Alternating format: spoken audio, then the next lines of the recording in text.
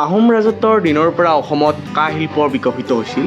কাঁহখিনি প্ৰথমতে আফৰৰ জুইত মুহিৰ ভিতৰত থৈ গলাই লোৱা হয়। তাৰপিছত ধাতুখিনিৰ ওপৰত আকৰ ঢালি দিয়া হয়। চেঁচা হোৱাৰ পিছত এই ধাতুখিনি পিঠাৰ আকৃতি লয় আৰু এই পিঠা আকৃতিটো তপতাই হাতুৰি কোবাই কোবাই বাচন বৰ্তন তৈয়াৰ কৰা হয়। মূল ওজা কহাৰজনে শৰাহেৰে ইয়াক টানকৈ ধৰি ঘূৰাই থাকে আৰু পালি কহাৰসকলে এটা গতিত হাতুৰিৰে এই ধাতুবিধক কোবাই কোবাই বাচন বৰ্তন তৈয়াৰ কৰাৰ কাৰণে কামত লাগি যায়।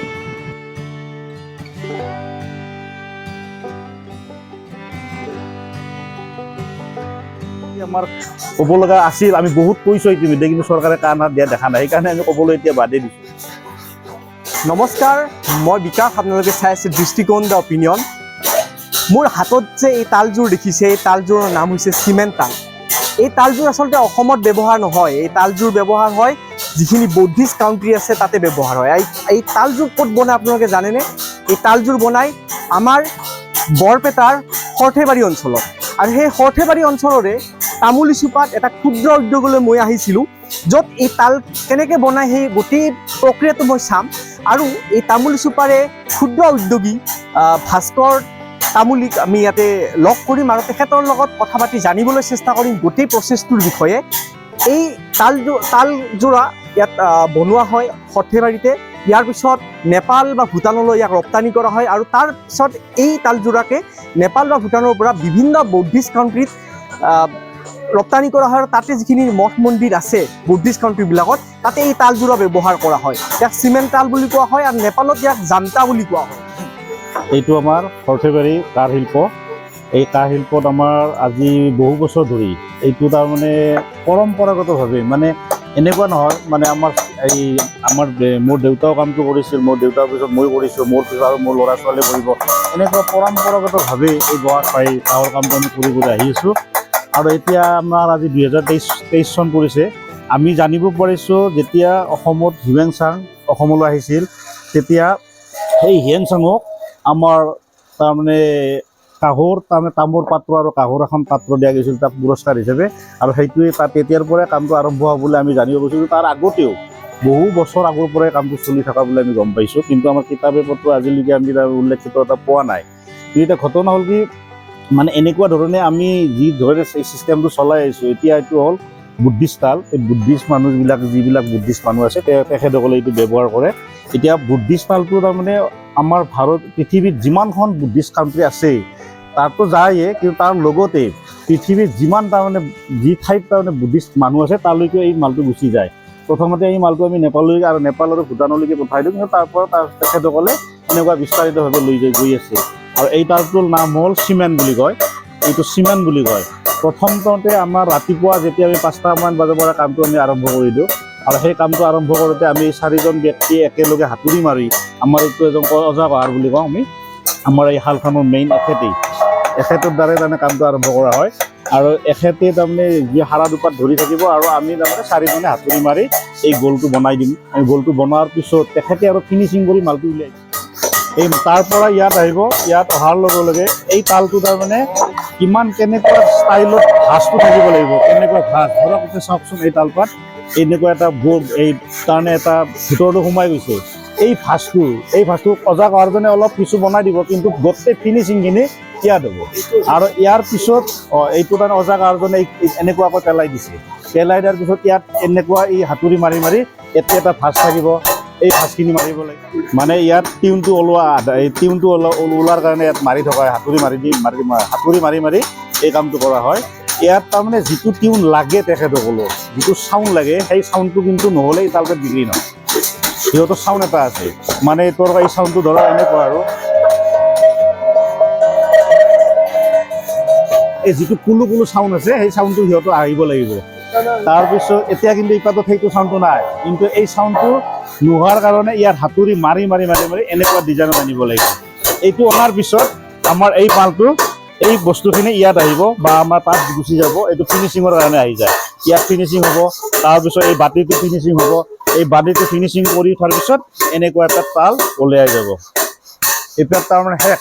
কিন্তু ইয়াত এতিয়াও তাৰমানে এটা কাম আছে কি এই দাঁতিডাল এই যিটো এইখিনি অখৰা মখৰা হৈ আছেতো এইখিনিও আৰু ঘূৰিব লগা আছে আমাৰ এইখিনি ঘোৱাৰ পিছতহে তাৰপিছত আমাৰ সেই অজা কহাৰজনে আকৌ ইয়াক হাতুৰি মাৰিব মাৰি যিটো অৰিজিনেল টিউন লাগে সিহঁতক সেই টিউনটো ওলাব তেতিয়াহে এই পেটতাল একদম এক নম্বৰ হ'ব আৰু এই বস্তুটো এনেকুৱা মানে লগে লগে কামটো তাৰমানে এপাত তাল অকলে কৰিব নোৱাৰে মানে 10 পাত তাল কৰিলে যিমান সময় লাগিব এপাত তাল কৰিলে সেই একে সময় লাগিব সেইকাৰণে আমি একেলগে তাৰমানে কামটো কৰোঁ তাৰমানে এপাত তালত যিমান সময় লাগে 10 পাত তালত সিমান সময় লাগে গতিকে আমি আজি ধৰক আজি আমি 15 পাত বা 20 পাতমান তাল কোবাইছোঁ তাৰে ভিতৰত একেলগে কামখিনি তাৰমানে গধূলি 6টামান বজাত শেষ হৈ যাব তাৰপিছত ফিনিচিং কৰি এই মালটো আমি বাহিৰত পঠাই দিম এইটো এই তালটোৰ অৰিজিনেল নাম হ'ল চিমেণ্ট বুলি কয় চিমেণ্ট বুলি কয় এই নামটো তাল ভেদে নামবিলাক এই তাৰমানে জাগা ভেদে বস্তুখিনিৰ নামটো বেলেগ বেলেগ হৈ যায় এইটো নেপালত জামতা বুলিও কয় জামতা বুলি ক'লে এই তালটোৱে বুজায় আৰু ভূটানত এইটো চিমেণ্ট বুলি কয় এই চিমেণ্টটোত তাৰমানে এটা বৈশিষ্ট্য আছে কি ইয়াৰ চাউণ্ডটো একদম কুলি চৰাইৰ মাত যেনেকুৱা কুলু কুলু কুলু কুলু কুলু এনেকুৱা হ'ব লাগিব তেতিয়াহে অৰিজিনেল চাউণ্ডটো হ'ব আৰু এই তালপাত এতিয়া আমাৰ বুদ্ধিষ্ট কাণ্ট্ৰি যিমান আছে চবতে যায় কিন্তু প্ৰথমতে আমি ইয়াৰ পৰা মালটো নেপাললৈকে পঠাই দিওঁ নেপাল যিহেতু ব্যৱসায় কৰাৰ কাৰণে সুবিধাজনক হৈ আছে বৰ্তমান আজিৰ তাৰিখত আৰু তাৰ পৰা তাৰমানে বুদ্ধিষ্ট মানুহ তাত বেছিকৈও আহে তাত বুদ্ধিষ্ট মানুহৰ বাসস্থানো আছে গতিকে তাৰ পৰা বস্তুটো বেছিকৈ চেল হৈ যায় আৰু এতিয়া এতিয়া ভূটানো যাব ভূটানতো আমি ডাইৰেক্ট নিজে নিজে দি দিওঁ আৰু ভূটানৰ মানুহ আমাৰ ইয়ালৈ আহেও আহি মানে নিজে সিহঁতে চিলেকশ্যন কৰি তালটো দি দিয়ে আজি এই কামটো মোৰ কামটো কৰিবৰ কাৰণে সময় হৈ গ'ল মোটামুটি 25 বছৰ মই 25 বছৰ ধৰি এই কামটো কৰিছোঁ মই যেতিয়া তাৰমানে 95ত মেট্ৰিক পাছ কৰিছোঁ 95ৰ পৰাই কামটো কৰিছোঁ আমাৰ ইয়াৰ ল'ৰা ছোৱালীবিলাকে এনেকুৱা পৰম্পৰাগতভাৱে মানে চাকৰিৰ প্ৰতি ইমান আকৃষ্ট নহয় মানে চাকৰি বিচাৰি যেনেকুৱা তাৰমানে হাহাকাৰ পইচা দিব লাগে কিবা দিব লাগে এইটো প্ৰতি আকৃষ্ট নাই আমাৰ এইটো কামতে মনোনিৱেশ কৰে আৰু মই ভাবোঁ চৰকাৰে এই ক্ষেত্ৰত আমাৰ এইটো ক্ষেত্ৰত সুবিধা দিয়াটো উচিত কাৰণ চৰকাৰৰ নিবনুৱা সমস্যা 1% হ'লেও এইটো শিল্পই সমাধান কৰি আছে আজিলৈকে কিন্তু চৰকাৰে এইটো কাম কৰাই নাই আজিলৈকে কিয় কৰা নাই এইটো তেখেতে জানে অসমৰ সম্পদ বুলি ক'লে দুটা সম্পদে বুজা যায় এটা হ'ল শুৱালকুছিৰ পাট মুগা এটা হ'ল সৰ্থেবাৰীৰ কাঁহ পিতল আমি সৰ্থেবাৰীৰ আগতে কিতাপ পত্ৰত শুনিছোঁ কিতাপ পত্ৰত আমি নিজে পঢ়িছোঁ সৰ্থেবাৰী কি ক'ত কিয় বিখ্যাত বুলি ক'লে সৰ্থেবাৰী কাঁহ পিতলৰ বাবে বিখ্যাত বুলি জনা যায় আৰু সেইটো আজি আমাৰ ৰজা মহাৰাজাবিলাকে মানে আমাৰ যিবিলাক মন্ত্ৰী MLA আছে তেখেতসকলে জানে কিন্তু এই শিল্পটোৰ প্ৰতি তেখেতসকলৰ মনোযোগ আমি আজিলৈকে দেখা নাই এইটোত আমাৰ দুখ লাগে আমাৰ শিল্পীখিনি আজিও তাৰমানে শিল্পীখিনি ধৰক আমাৰ ইয়াত বহুত শিক্ষিত ল'ৰা আছে ময়ে ধৰক মই PU পাছ কৰি মই এই কামটো কৰিছোঁ আমাৰ MA পাছ কৰা ল'ৰাও ইয়াত কিন্তু এই শিল্পটোত জড়িত মানে এতিয়া এই কামটো আমাৰ আচলতে পূৰ্বপুৰুষৰ পৰাই চলি থকা বুলি আমি গম পাওঁ মানে ধৰক মই আপোনাক অলপ আগতে কৈছোঁৱেই অসমত যেতিয়া চীনা পৰিব্ৰজক হিউৱেন চাং অসমলৈ আহিছিল তেতিয়া এই কাঁহৰ পাত্ৰদি তেখেতক উপহাৰ হিচাপে দান কৰিছিল